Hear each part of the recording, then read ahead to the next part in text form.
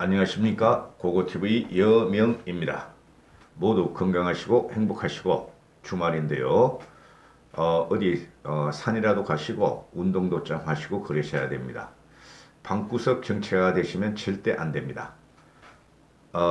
오늘 그 더불어민주당에서 비례민주당을 이제 창당하기로 결정을 했죠. 어제 오늘 결정을 했는데 이게 과연 민주당이 산 것인가 아니면 문바들이 한 것인가의 문제인데 저는 이렇게 생각합니다. 이것은 문재인 대통령과 그 부인의 지령이었다 하고 생각하시는 거죠. 동아일보를 보면은 그 논설위원인 김순덕이가 있습니다. 그걸 주로 표현한 편인데요. 어떻게 저의 생각을 그렇게 글로서 잘 표현했을까 하는 건데요. 이 비례민주당은 제가 말씀드렸듯이 문재인의 탄핵을 막기 위한 것이죠. 그리고 그 전부터 문재인은 뭐라 그러냐면은 준연동형제, 연동형제는 해야 한다 그랬어요. 그런데 자기들이 다 이길 줄 알았죠. 그죠? 몇 개월 전만 해도. 근데 가만히 보니까 완패하게 생겼어. 그러니까 어디가 나섰다? 문재인이가 나섰다 하시면 돼요. 문재인이가 나섰다. 문재인과 부인이 나섰다. 이렇게 보시면 되는데 그럼 결론이 어떻게 되느냐? 문재인과 그 부인의 지령을 받아서 이건 만든 것이다. 김순덕의 도발이 그런 추측을 하고 있는데 제가 안 그래도 이걸 한번 다루려 했는데 오늘 그 생각이 나서 다루는데요. 803님이라고 계십니다. 대구 803에서 잘 듣고 있습니다. 하고 힘내십시오. 하고 오늘 처음 후원을 하셨는데요. 고고TV가 수입이 전혀 없으니까 아마 불쌍했나 봐요. 감사의 말씀드리고 남선호 씨, CRT인가 CTR에 기업을 경영하시는 분은 오늘도 후원을 해주셨고 고고TV를 앵벌이 방송이라고 자꾸 그 댓글을 싸질러 대시는 분이 있는데 그런 분은 여기 안 들어오셔도 돼요. 고고TV가 평균 수입이 하루에 광고는 전혀 없으니까 5만 원이 안 돼요. 평균 수입이. 고고TV 그 연봉이 꽤 높은 사람입니다. 오직 국가를 위해서 문재인 정권 퇴진을 위해서 희생을 감수하고 하는 방송입니다. 그런 쪽에서 놓으세요. 자, 대통령 부인의 복심들 비례정당을 만들라. 그 지령을 받은 것이 윤건영이하고 손혜원이었다 하는 게 김순덕 도발의 기사인데요. 칼럼인데요. 이해찬이가 오늘 통합당이 의석을 도둑질했으므로 도둑들을 응징해야 한다 하고 그 기자들 앞에서 말을 하죠. 가짠치도 않죠. 그죠? 뭐 이 이해찬이나 그 이인영이나 한 막말을 보면은 그 말 자체를 옮긴 것 자체가 나도 양아치가 되는 기분이에요. 얘네들은 뭐다? 양아치다. 이렇게 생각하시면 되고 이런 것들이 정치를 한다. 특히 이 이인영이 같은 경우는 파릇파릇한 50대 중반인데 그 586 운동권에서 그 양심을 가지고 싸운 놈인데 이런 식으로 말하는 것 자체가 이거 완전히 쓰레기가 되는 순간이죠. 쓰레기. 이해찬이야 원래 그런 놈이고 기대를 하면 안 된다. 통합당 의석의 도둑질을 응징하기 위해서 우린 비례민주당을 만난다 하니까 진중권이가 딱 하는 말이 도둑놈 주제에 도둑놈 주제에 지가 경찰이라고 우기는 거다 말이야. 완전히 정신줄을 놓았다.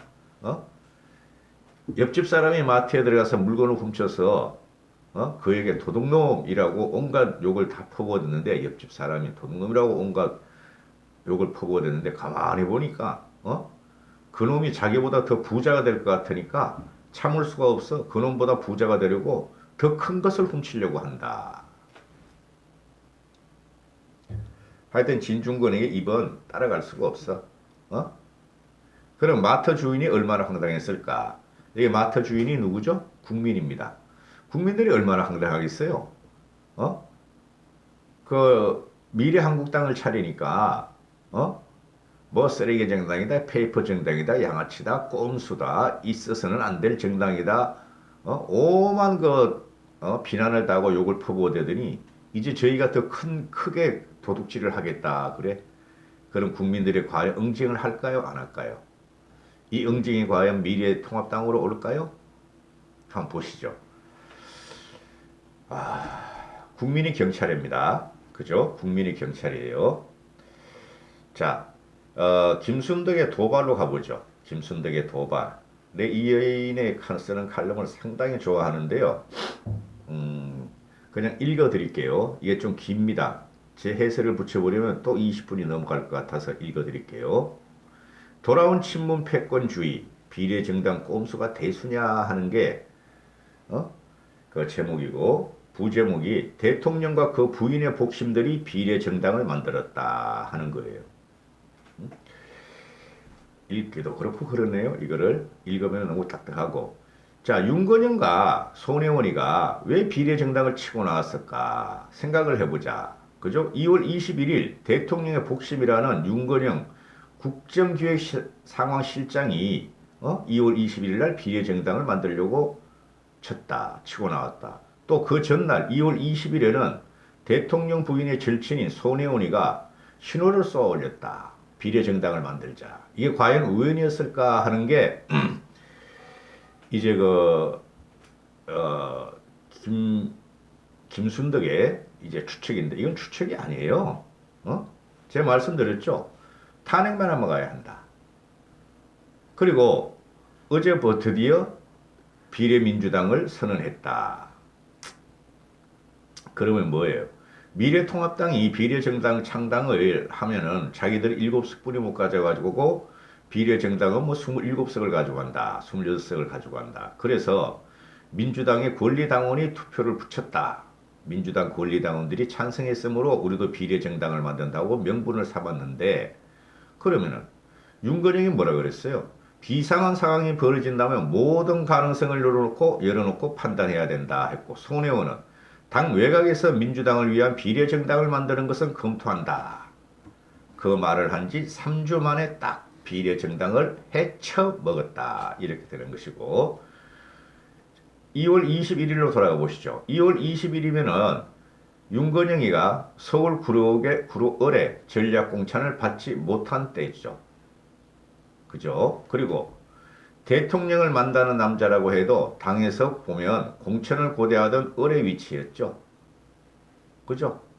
당에서 대통령의 복심이라도 당에서 공천 줄지 말고 시험대 위에 서 있는 상황이었죠. 물론 가져갈 게 예상이 됐지만요. 그런데 이 당시에 2월 21일에 뭐예요? 비례정당을 만드는 것은 개인 의견이다. 그죠? 그렇게 깔아뭉갰던 게 당 핵심이었죠. 이해찬이, 이인영이.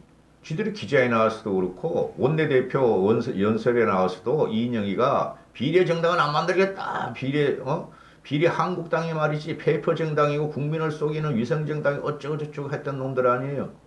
그죠? 그런데 며칠 만에 후다닥 딱딱 만들어버렸다. 자, 13일 날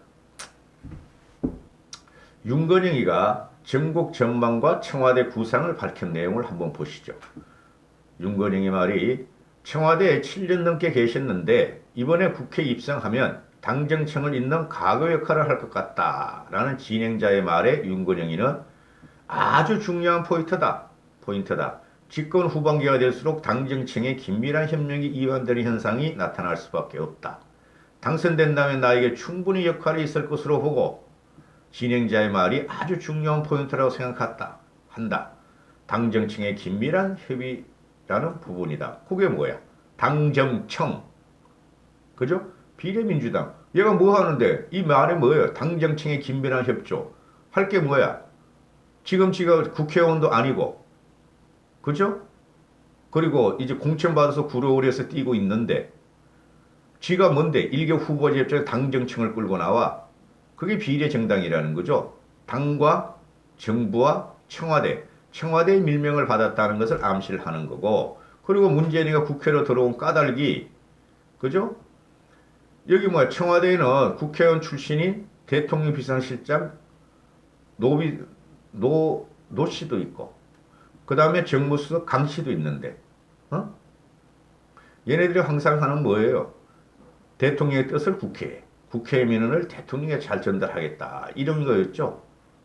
그런데 어떻게 윤건영이 뿐이 없을까? 그죠? 어떻게 노 씨하고 강 씨는 국회의원 출마를 안 할까? 대통령의 복심을 갖다 떼어내가지고 문재인한테 더 중요한 게 윤건영이겠어요? 노씨겠어요? 강씨겠어요? 윤건영이죠. 그건 옆에 둬야 되는데 왜 국회로 내보냈을까? 이런 게 생각이 되는 거죠. 그죠? 국회를 장악해서 자기를 보호해달라. 그죠? 최소한 친문, 청도리 출신을 20명 이상 만들어라는 것도 있지만은 그 하나가 뭐였을까? 비례정당을 갖다가 만들어라. 그걸 만들지 않으면 탄핵을 당한다. 이런 것이죠. 그래서 이게 뭐예요? 저도 계속 말했지만은 문재인이가 퇴임해도 친문 패권주의가 살아남아야 된다. 그래야 자기를 보호할 수 있다. 그래서 민주당이 제1당을 유지해야 되는 이유가 그죠? 민주당을 보호하는 것보다 청와대를 보호해야 된다. 그러면은 1당을 유지하려면 지금 현재 판세로 봐서 지역구 가지고는 안 된다. 4, 5개월 전만 해도 될 것 같았는데 지금 보니까 민심이 확실히 쏟아졌다. 버스는 떠나버렸다. 그러니까 어떻게 돼요? 비례정당을 만들지 않으면은 못 이길 것 같거든. 그래서 문재인 보호고 윤건영이는 아주 알뜰살뜰하게 문재인과 그 부인의 진영을 받아들였다. 이렇게 되는 것이죠. 얘네들이 윤건영이라는 애를 잘 보셔야 되죠. 그죠? 그래서 저도 계속 방송을 했고, 윤건영이는 지금, 노무현이하고 문재인을 관통하는 유일무이한 인물 중에 하나예요. 부산, 그죠? 부산 출신에다가 대선 캠프 출신에다가 문재인 대선 캠프, 노무현 대선 캠프 출신, 그 다음에 민주당이랑 고리를 계속 이어왔고 노무현 정부에서도 이랬고 노무현 재단에도 또 이랬고 학생운동을 했고 노동운동을 했다. 비서실장 노 씨와 정무수석 강 씨하고는 다르죠. 그리고 종석이하고는 또 다르죠. 그죠? 종석이가 노무현 시절에 일 안 했잖아요. 그죠? 노무현 사람이 아니었잖아요. 그렇다고 문재인 사람도 아니었잖아요. 부산 사람은 특히 아니었잖아요. 그죠? 그리고 조국이도 노무현 시절에 일 안 했잖아요. 윤건영을 주의셔야 되고 그래 윤건영이를 물리치고 윤건영한테 이기는 김용태 통합당의 김용태는 일약 대권 후보 타코스가 된다 하는 게 제 말씀이에요. 제일 지금 우리가 강적이 어디냐면은 윤건영이에요. 종로가 아니에요. 그래서 드루킹 김동훈이가 한 말이 있어요. 드루킹 김동훈이가 과거 민정수석에게 가던 정보가 국정상황실로 들어가서 윤 실장이 사실상 넘버원이다 하고 윤건영이가 주장을 했었죠. 아니 김동훈이가 주장을 했었죠. 그죠? 임종석이는 친문이 아니고 친문 핵심 양정철이 청와대에 안 들어가는 바람에 친문 패권주의가 사라진 듯 했지만 그걸 누가 했다? 노씨, 비서실장 노씨가 누구를 섭정을 받았다? 윤건영의 섭정을 받았다. 이런 게 나오는 거죠. 그래서 지금 그 통합당은 일단 그 공천 과정이 조금 잡음이 있었어요. 조금 잡음. 그건 큰 잡음 아니에요. 과거를 생각해 보세요. 박근혜 대통령 때, 이명박 대통령 때, 이회창 시대 때. 그때 보세요. 이거는 통합당의 공천이건 잡음에도 못 속해요. 그런데 지금 현재 그 윤건영이는 이 친문 세력들, 청도리들이 다 장악하고 있죠. 민주당 요번에 공천을 보면은 그게 핵심이 윤건영인데 윤건영이는 지금 기소된 상태죠. 그죠? 그 윤건영이는 지금 유재수 사건, 울산시장 선거 사건에 울산시장 선거 사건에 기소가 돼 있어 얘는. 그럼에도 불구하고 내보낸 이유가 뭐다? 국회 4년이 문재인 2년보다 훨씬 더 강한 보호막이 되죠. 그렇죠? 그러면은 국회의원이 돼서 문재인도 보호하고 너도 보호당해라 이런 말이었죠. 그죠? 그래서 내려보낸 거야 문재인이가. 그리고 그의 부인이 손혜원이 말씀드렸죠. 문재인이도 살고 싶어. 그러면은 문재인을 잘 감옥에 안 보내고 탄핵을 안 보내게 안 보내고 싶은 사람이 누구예요? 부인이지, 부인. 어? 그러니까 여기서 그 여사님이 튀어나오는 거야.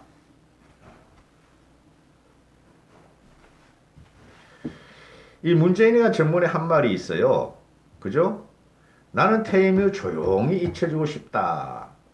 못 잊혀진다 그랬죠? 그죠?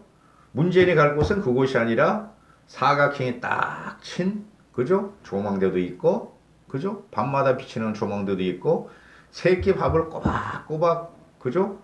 특식을 내주는 독방이 있고, 거기로 가야 되는데 문재인은 조용히 잊혀지고 싶다. 그 말의 뜻이 굉장히 심오한 거예요. 어? 그래서 얘네가 지금 행정부와 사법부 장악은 다 했잖아요. 행정부, 사법부, 검찰 장악하려다가 지금 실패하고 있고. 그러면 뭐예요? 의회 권력만 완전하게 장악하면 되죠. 요번에 특히. 그죠? 그러면은 누굴 갖다가 핵심으로 쳐박느냐? 윤건영이었다. 그죠?